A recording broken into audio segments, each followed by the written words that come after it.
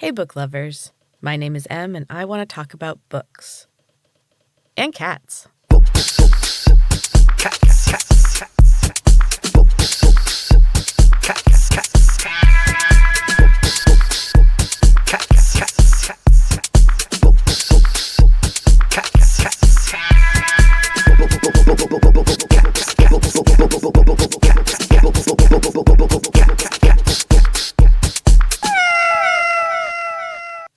Hey, book lovers.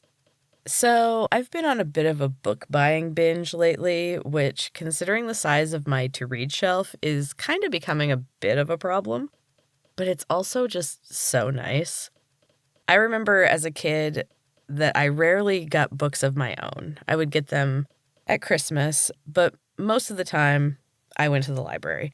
Thank goodness for libraries. I went weekly to the public library with my great-grandmother when I was a kid, and it was paradise. It was one of my favorite things to do. And she also would let me peruse and even check out books that were supposedly beyond my reading level. It made me feel really grown up and special. And I will always have this connection between my love of books and the love that I have for that amazing woman. My great-grandma was my hero, and I wanted to be just like her. In some ways, I think I am, though I guess that depends on who you talk to. Anyway, having piles of books yet to be read just makes me so happy. But it is time to exercise a little restraint. Things are getting a bit out of control, and I can only read so much. I did just sign up for another one of the Dewey's 24-hour readathons. The last one I did was so nice and relaxing, and I'm pretty psyched to do it again. And I have a ton of options to choose from. This one is on April 30th if anyone wants to join me. I will be blogging about it and also posting on Instagram throughout the 24-hour period. It's really fun, and it's a great excuse to just read all day long. Anyway, let's talk about something that I read recently. Today I want to talk about The Paris Apartment by Lucy Foley.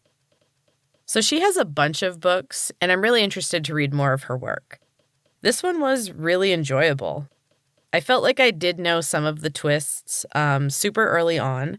But again, I read this genre all the time, and I sometimes wonder if I am always just trying, too hard to guess the twists, and if you guess everything, then, you're probably going to be right, you know? Still, I love this story. I really enjoyed the characters, and the setting is really cool. I also just like the way it's written and the way that things are revealed. I love a good cliffhanger end to chapters, and this one has a ton of them. It keeps the pace going really well, and it keeps the reader guessing the entire time. Even when I thought I knew, it still had me questioning myself and trying to guess other plot points, which to me is the mark of a really good thriller. You should never be 100% certain that you know what's happening. I absolutely love the setting of this book. It's set in a large apartment complex in Paris.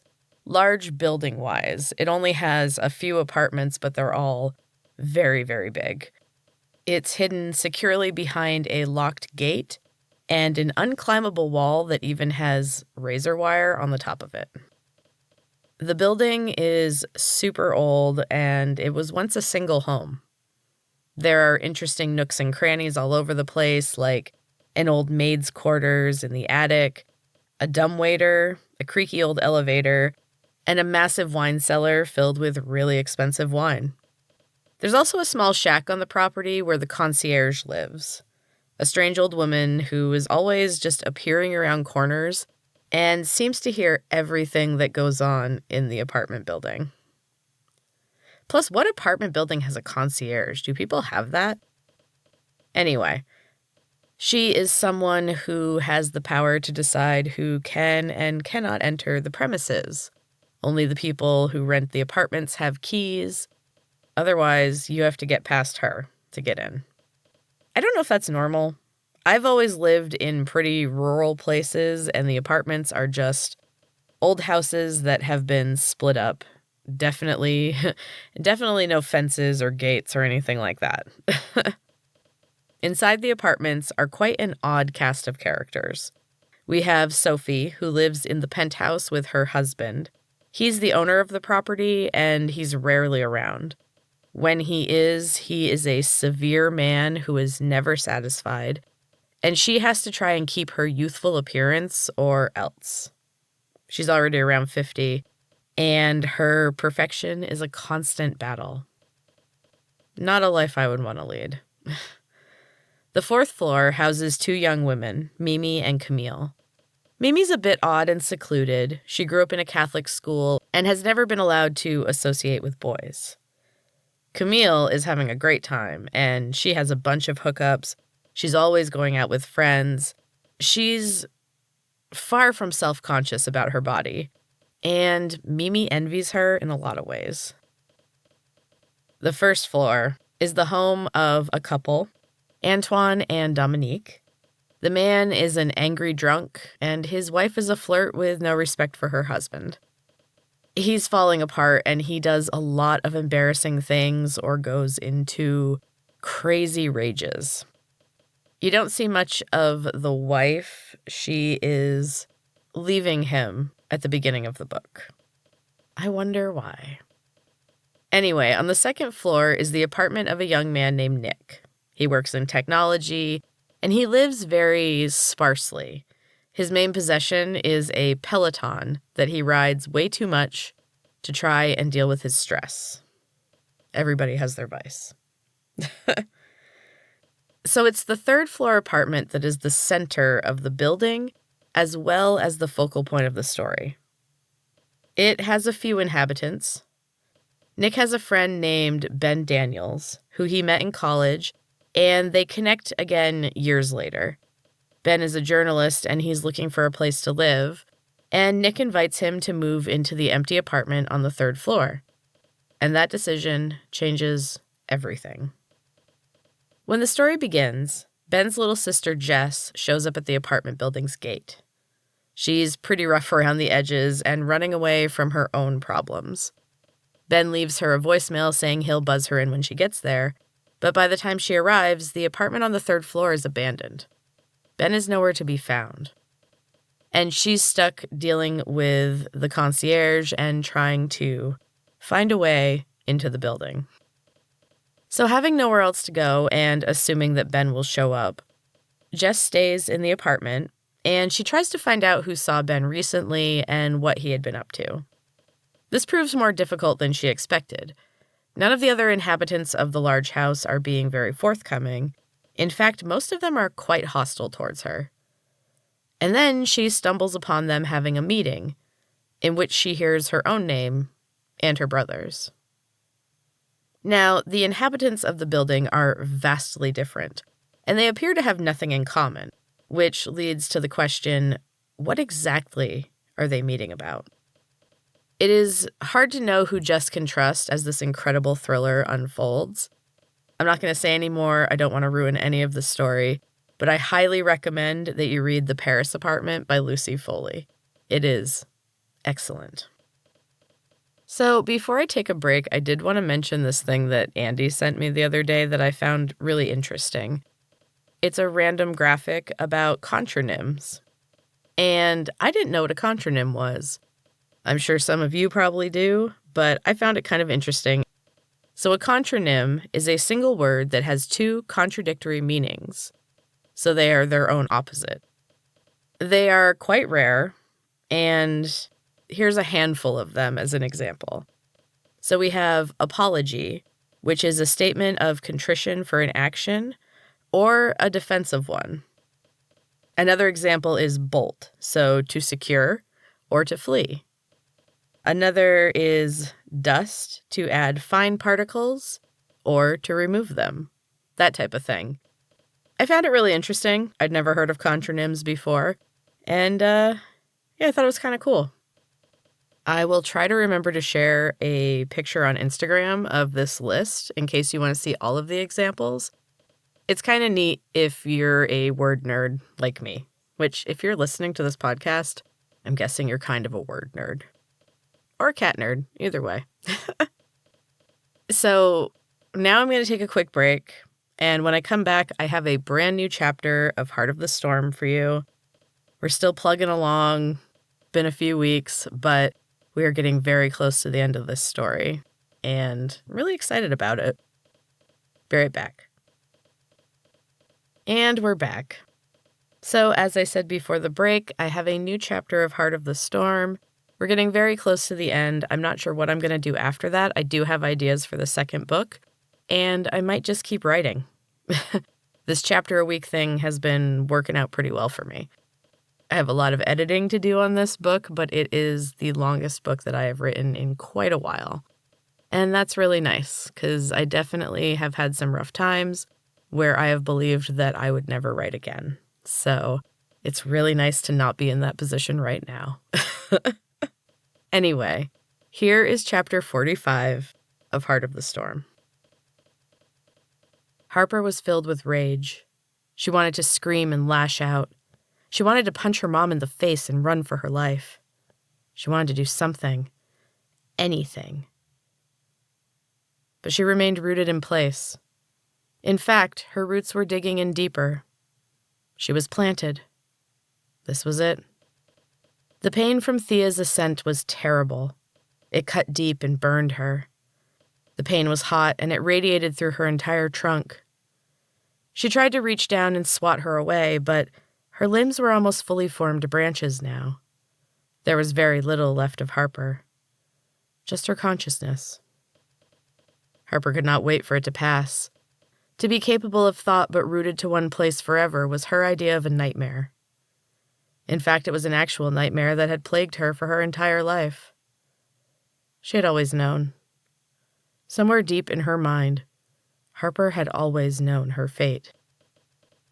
When the reality of her situation became clear, Harper had felt her soul die. She was drawn to find her mother, to find comfort. What a fool she had been. Thea was no mother. She had no love for anyone.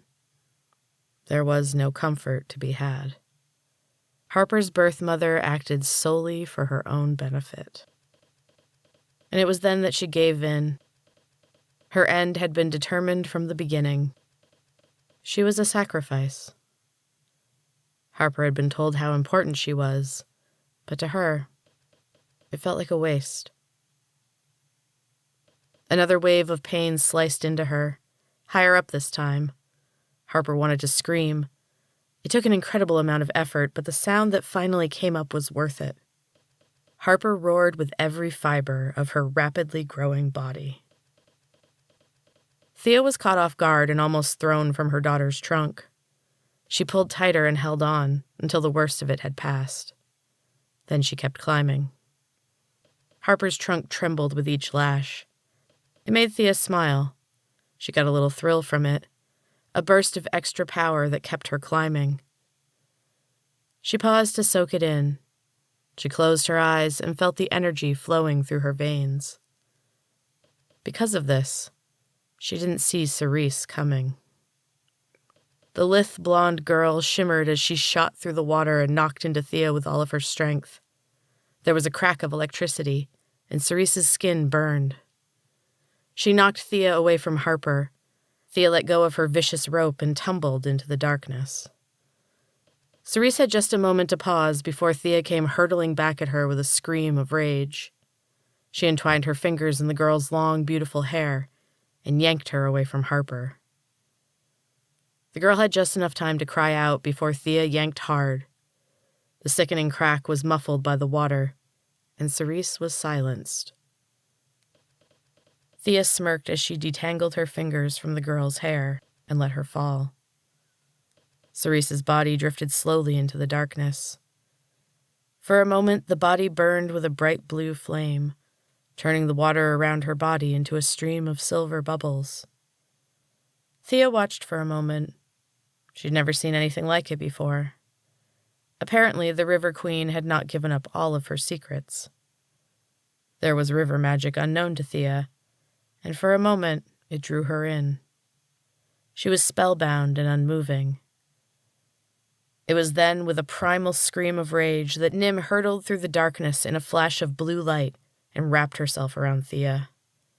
Her legs and arms clamped down and held Thea's arms to her sides.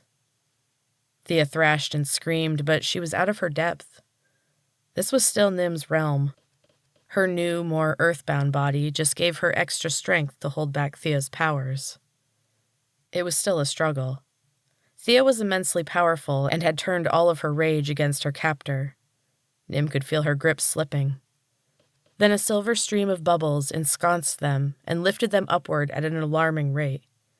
Cerese's final move. Nim used Thea's moment of confusion to turn her own energy upward. Their speed increased. Thea's hands slipped free and wrapped around Nim's throat. Her fingers dug into her flesh, and Nim began to panic. "Hold on. Just a little more." Cerese's voice was in her mind again. Her sister. Nim's vision went black for a moment. Her body went limp. Thea's grip relaxed a little. Then in one swift motion, Nim was back. Her arms wrapped around Thea again, and the woman's hands fell away from Nim's throat. They continued to hurtle upward. "Let go," Cerese's voice said calmly. "Now." Nim didn't hesitate. She opened her arms wide. Her body became a star shooting through the water. She skimmed the surface and arched back down, diving deeper and deeper into the dark water. Thea and Cerese's stream of bubbles burst through the surface in a tower of water.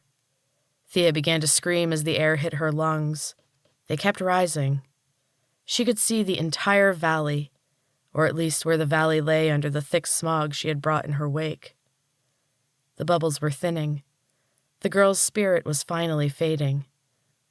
Thea closed her eyes and waited for the drop. Instead, she felt hands clamp down on her arms. They held her suspended in the air, high above the broken mountaintop. Thea opened her eyes. Flying children. She smirked. Their magic was nothing compared to her own. They had saved her, and she would easily be free of them once her feet were on the ground. A loud creaking drew her attention. A massive tree had sprouted through the top of the mountain. The transformation was almost complete, but it didn't matter. Thea would handle her unruly offspring in her own time. The trunk of Harper's tree leaned to one side, and the girl's eyes looked up at her mother. Thea felt something odd in her chest when their eyes met. It was an unfamiliar feeling. Maybe regret? "Bring her." Harper's low, maddeningly slow voice called to them. The two winged ones, the twins, Thea realized with a shock. They lowered her back down to her daughter. "Hello, Harper," she said when she came level with the girl's eyes. "I have missed you, my daughter." Harper's eyes narrowed. "You are no mother." The smack of the tree branch was unexpected. Thea didn't even have time to react. Harper struck with the power of a lifetime of questions and fears and failures. The whole time she was screaming. The sound was haunting, like wind through a dense forest of dead trees. Lizault and Martina clapped their hands over their ears and released Thea as the branch made contact. There was a loud snap, and the once powerful woman flew through the air. Her body was nothing but an empty shell now. And that is the end of the chapter, book lovers. I hope you're still enjoying Heart of the Storm. Thank you so much for listening. I so appreciate getting to share my love of books and writing with you. And until next time, keep reading.